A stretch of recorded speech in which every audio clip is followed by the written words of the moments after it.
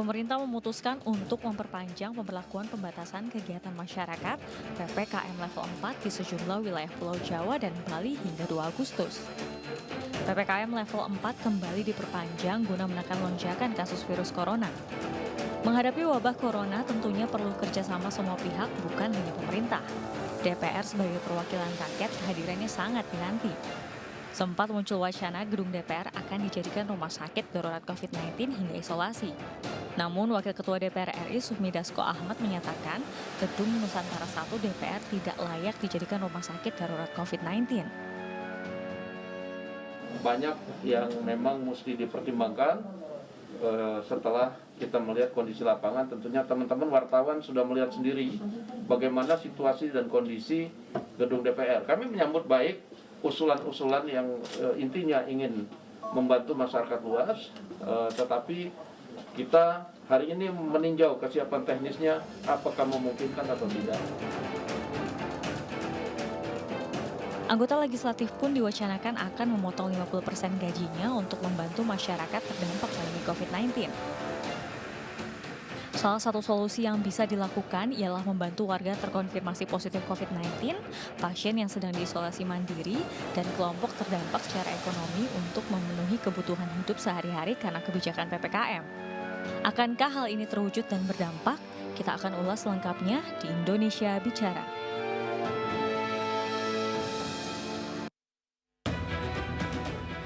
Pemirsa, tema kita pada malam hari ini adalah potong gaji DPR, solusi pandemi. Dan saat ini di studio sudah kehadiran narasumber. Langsung saja saya perkenalkan kedua narasumber pada malam hari ini.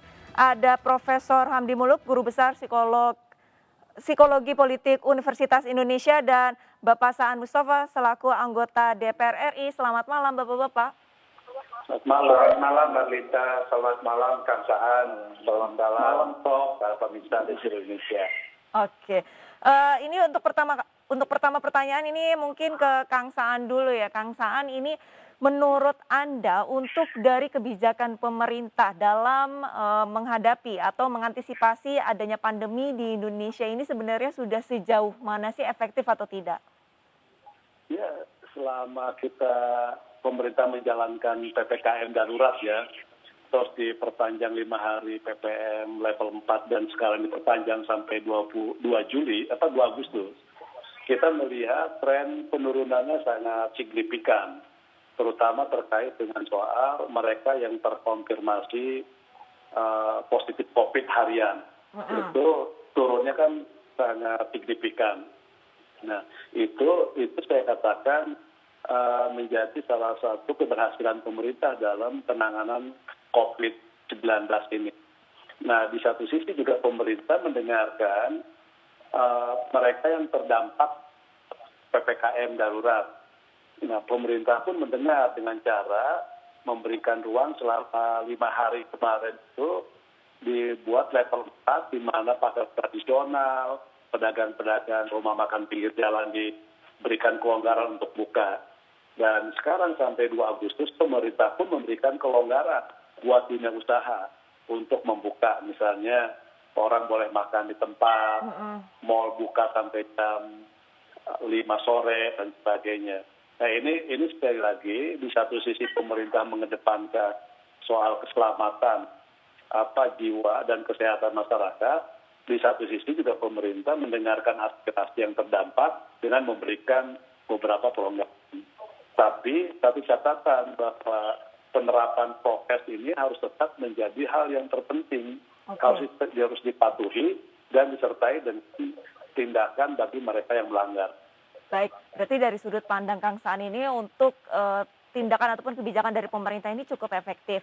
Sementara itu dari Ibu Mensos Tri Risma hari ini sempat menegaskan bahwa pemerintah tidak bisa terus-menerus memberikan bantuan kepada masyarakat yang terkena dampak dari pandemi corona ini. Dan ada juga isu bahwa adanya pemotongan gaji DPR sebagai solusi di tengah pandemi. Tanggapannya seperti apa, Kang Saan? Ya, kalau saya termasuk yang sangat mendukung ya terkait dengan soal apa yang harus dilakukan di DPR. Jadi selain mendukung semua kebijakan pemerintah terkait dengan soal penanganan pandemi COVID-19, Tapi ada hal yang harus dilakukan oleh anggota DPR sebagai sebuah bentuk empati dan juga keseriusan dalam membantu penanganan COVID. Misalnya memotong gaji anggota DPR. Kami ya, saya sendiri di DPR, di fraksi Nasdem, ketika awal COVID itu masuk ke Indonesia bulan Maret, kita sudah mengambil kebijakan memotong gaji seluruh anggota fraksi yang ada di DPR RI. Bahkan kita turunkan juga ke tingkat provinsi maupun kabupaten kota. Kita dipotong hampir selama waktu awal COVID itu 3 bulanan lebih kita potong gaji anggota DPR RI kita kan. Dan itu kita sumbangkan. Nah yang kedua, kita juga meminta setiap anggota DPR dalam baik apakah reses maupun kunjungan dapil itu membantu masyarakat karena tidak bisa dalam bentuk tatap muka ya, reses. Maka dibantu dengan meringankan beban-beban masyarakat yang terdampak. Apakah memberikan sembako dan lain sebagainya. Nah ini kebijakan-kebijakan yang memang kita lakukan selain dalam rangka menjalankan fungsinya, mendukung semua kebijakan pemerintah, tapi secara personal anggota DPR memang harus melakukan hal yang sama. Baik, berarti Kang Saan saya ingin menegaskan untuk pemotongan gaji ataupun penghasilan dari anggota DPR itu hanya 3 bulan pertama saja pada saat pandemi corona. Waktu itu pandemi, itu corona. Tapi kan setiap anggota harus lakukan. Oke. Kan yang lain belum ada juga. Nah sekarang kalau misalnya kita lakukan, kita minta diusulkan potong lagi semua. Jadi pimpinan DPR memprakarsai. Oke. Kalau belum praktis kami. Baik. Dulu gini, Mbak, dulu itu inisiatif fraksi sendiri loh ya, bukan inisiatif DPR secara kelembagaan. Nah kita sekarang dorong anggota DPR secara kelembagaan semua fraksi yang diprakarsai oleh pimpinan DPR itu untuk melakukan pemotongan. Gaji. Jadi Baik. 575 orang itu dipotong gajinya ya? Dipotong saja kan, dipotong aja gajinya kan untuk berapa bulan depan misalnya. Oke, baik. Karena kan nggak bisa dibebankan ke pemerintah semuanya kan. Betul. Baik, tanggapannya Prof. Hamdi ini bagaimana dengan adanya ide ataupun narasi untuk gaji DPR dipotong agar menjadi solusi di tengah pandemi? Silakan Prof. Ya begini, Arlinta sama Kang Saan, dalam situasi pandemi yang luar biasa, ini kan krisis yang luar biasa, itu ada beberapa hal penting yang harus kita garis bawahi. Satu, masalah keserentakan, keseragaman visi leadership dulu ya. Jadi memang komandonya harus satu, ke bawah sama, artinya ini nggak saatnya lagi eksekutif, legislatif, dan semua elemen bangsa sibuk berdebat, tidak satu suara. Jadi satu suara itu penting. Ya, kalau nggak kita lama keluar dari pandemi. Kedua, sehebat apapun negara, ya elemen-elemen negara, dalam situasi krisis maha hebat seperti ini, nggak cukup sumber daya itu. Jadi kita perlu solidaritas. Jadi dalam konteks ini, kalau misalnya teman-teman di DPR punya solidaritas, memotong gajinya secara sukarela, itu sesuatu yang bagus. Sekalian juga himbauan moral buat seluruh elemen bangsa untuk bersatu padu, solidar, ya, gotong royong, apapun namanya solidaritas, itu bahu-membahu mengatasi pandemi yang luar biasa ini. Nah, ketiga soal koordinasi, ya, dan bagaimana ini kita koordinasikan semaksimal mungkin. Dan keempat soal akselerasi. Nah, kita bekerja ke jalan ini. Sifat virus itu adalah dia bermutasi dengan cepat. Jadi tingkat virulensinya itu, penyebarannya dan pengawasannya itu mungkin cepat. Nah, kita bisa melawan itu dengan misalnya seketat mungkin melaksanakan prokes itu. Dengan pengetatan, diketatkan jadi dengan prokes itu intinya adalah mempercepat mencegah penularan. Tapi tentu ada konsekuensi ekonominya juga. Bahwa aktivitas terhenti, beberapa orang nggak bisa beraktivitas, dan dia perlu bansos itu. Nah ini kaitannya lagi dengan tadi, bansos kalau solidaritas kita kuat, bisa kita tidak hanya bergantung pada negara. Oke? Nah, Kedua, tampaknya problem COVID ini menjurus ke satu titik sekarang dengan bekerja dengan waktu. Apa tuh, Prof? Kadang-kadang bahwa misalnya mencegah penularan itu ada batasnya, prokes itu. Sulit kita mencegah. Yang bisa kita lakukan, membentengi diri secara komunitas. Itu konsep herd immunity itu. Jadi harus cepat vaksinasi. Oke. Nah, jadi sekarang kita menghimbau semua pihak sekarang jangan menghambat vaksinasi itu. Dan mempercepat akselerasi vaksinasi itu. Nah, kalau DPR bisa mempercepat, misalnya bayang saya ya, semua anggota DPR turun ke dapilnya, menghimbau konstituennya untuk menyingkalkan dulu posisi politik, posisi paham keagamaan macam-macam yang menghalang itu vaksin, turun ke bawah, mendorong, memobilisasi orang untuk vaksin berbondong-bondong. Biar dipercepat vaksinasi ini. Nah, sekarang misalnya DPR juga bisa bekerja sama dengan pemerintah mempercepat pengadaan vaksin, diplomasi internasional, ya, atau memproduksi sendiri. Intinya vaksinasi ini dipercepat. Hanya dengan cara itu kita bisa keluar dengan pandemi ini.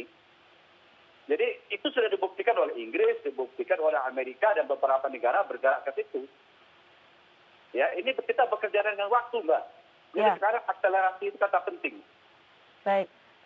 Saya setuju dengan Prof bahwa kita dikejar-kejar waktu karena dari 280 sekian juta penduduk Indonesia ini kurang lebih baru 30 jutanya yang mendapatkan vaksin dan 15 juta diantaranya ini sudah mendapatkan dosis kedua. Tapi untuk distribusi vaksinnya sendiri ini juga butuh biaya seperti itu ya. Dan mungkin bisa dikatakan untuk jika nanti terrealisasi untuk pemotongan gaji rekan-rekan anggota DPR ini dipotong seperti itu. Ini apakah untuk distribusi penyaluran dari potongan ini bisa dijadikan sebagai salah satu sumber pembiayaan distribusi vaksin atau bagaimana, Prof? Tanggapannya dari Profesor seperti apa? Kenapa enggak?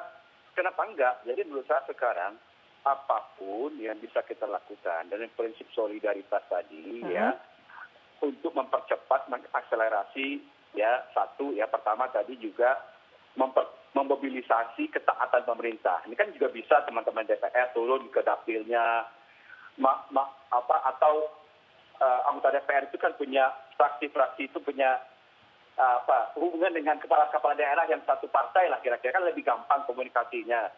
Percepat realisasi anggaran di tingkat Pemda gitu ya, kabupaten atau provinsi untuk penanggulangan COVID ini. Ya, ini banyak hal yang harus kita bekerja dengan waktu ini, mempercepat mendorong orang patuh prokes itu, mendorong juga bansos cepat penyalurannya tepat, ya, sama juga mendorong percepatan layanan kesehatan yang terpaksa pasti kurang dalam situasi yang darurat, tempat tidur, ruang perawatan, ICU, oksigen dan seterusnya itu bisa anggota DPR bekerja sama dengan kepala daerah mengakselerasi itu loh, gitu loh Mbak. Jadi dari percepat. Nah, vaksin.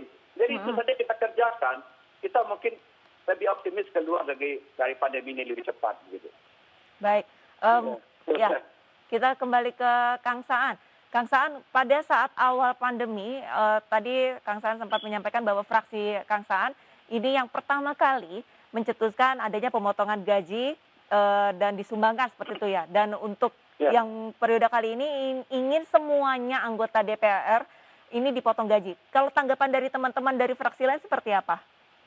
Saya belum berkomunikasi. Saya rasa mereka setuju lah ya untuk melakukan ini di tengah pandemi. Seperti tadi Prof. Hamdi sampaikan, ini adalah momen untuk membangun solidaritas sosial ya di antara seluruh elemen, termasuk politisi. Dan juga saya sampaikan, ini juga adalah momen untuk menunjukkan sisi kemanusiaan dari semua elemen bangsa, terutama bagi para politisi, khususnya anggota DPR. Nah, saya juga ingin menekankan tadi apa yang disampaikan oleh Prof. Hamdi. Saya termasuk yang setuju untuk melakukan akselerasi percepatan vaksinasi secara nasional. Karena gini, PPKM kalau nggak diimbangi vaksinasi juga susah, lama juga kita keluar dari krisis ini kan gitu. Tapi vaksinasi tanpa diimbangi dengan PPKM juga tidak akan maksimal kan. Harus bersinergi ya Kang ya? Harus bersinergi. Dan saya termasuk yang sepakat dengan Prof. Misalnya saya pimpinan partai Jawa Barat. Mm-mm. Sejak hari Kamis yang lalu, saya melakukan vaksinasi di 7 daerah yang ada di Jawa Barat. Saya melakukan vaksinasi ini udah hari kelima di Kota Bandung, di kantor partai saya kan gitu kan. Mm-mm. Saya melakukan vaksinasi di Kabupaten Bogor 3 hari, di Kabupaten Kerawang ini hari kedua, di Cirebon hari kedua.